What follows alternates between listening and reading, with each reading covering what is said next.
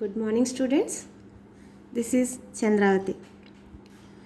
In this class, I am discussing about Huns-Dekker reaction. Huns-Dekker reaction. What is Huns-Dekker reaction first? Reaction of silver salt of carboxylic acid with bromine to yield alkyl bromide is known as Huns-Dekker reaction. Reaction of silver salt of carboxylic acid with bromine to yield alkyl bromides is known as Huns-Dekker reaction. Okay, silver salt of carboxylic acids, silver salt of carboxylic acids on treatment with molecular bromine,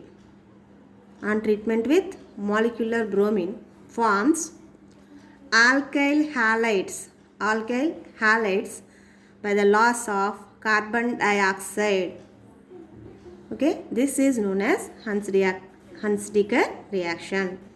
Simply, reaction of silver salt of carboxylic acids with molecular bromine to form alkyl halides is known as Huns-Dekker reaction. So, mechanism for this reaction.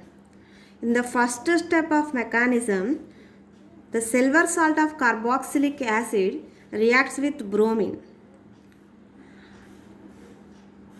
In this reaction, the Ag plus ion is replaced by Br plus ion from molecular bromine.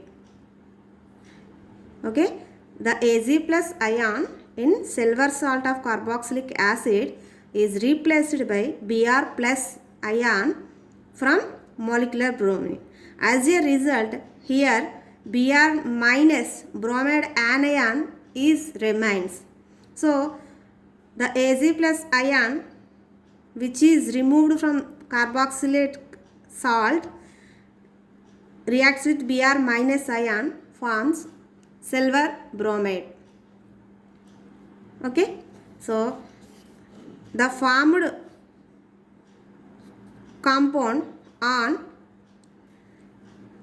irradiation with light undergo homolytic cleavage. Here the bond is between oxygen and bromine. Oxygen and bromine have diagonal relationship. That means these two atoms have almost equal electron negativity values, so that the bond between oxygen and bromine undergo homolytic cleavage to form a carboxylate free radical and bromine free radical.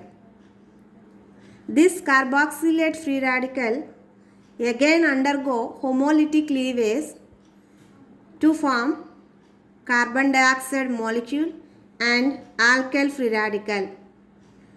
This carboxylate free radical undergo homolytic cleavage to form a alkyl free radical and a molecule of carbon dioxide.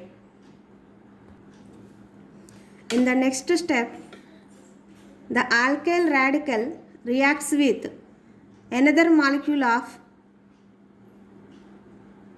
this molecule and forms alkyl bromide.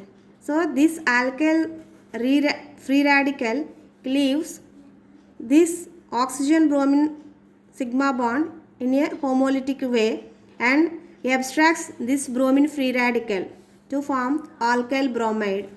As a result, again carboxylate free radical is formed. Okay, this is a propagation step.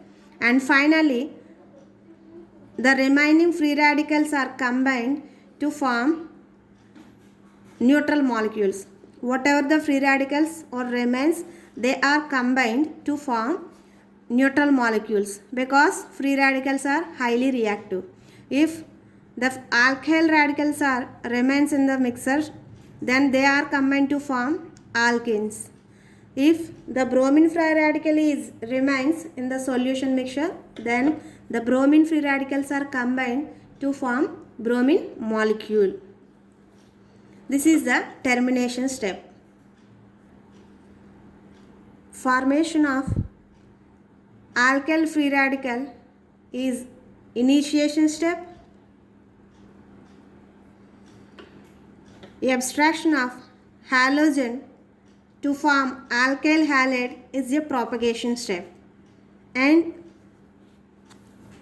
combination of free radicals, whatever the free radicals remains and they combine to form neutral molecules, this is termination step. So this is the mechanism. Examples for Hunsdiecker reaction. If we take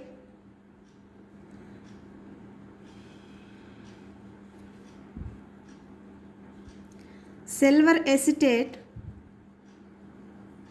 it forms methyl bromide.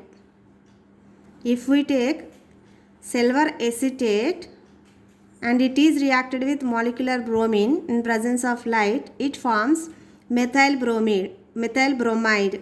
And if we take silver benzoate, it forms bromobenzene by the loss of carbon dioxide molecule. Importance of this reaction is it is a way of degrading a carbon from the chain by 1 unit. It is a way of degrading a carbon chain by 1 unit. So this reaction is used to remove one carbon atom from the chain, and the one carbon atom is removed in the form of carbon dioxide molecule. And in general, bromine is the most oftenly used halogen. But also chlorine and iodine been used. Okay, sometimes chlorine and iodine also been used. So this is Hunsdiecker reaction.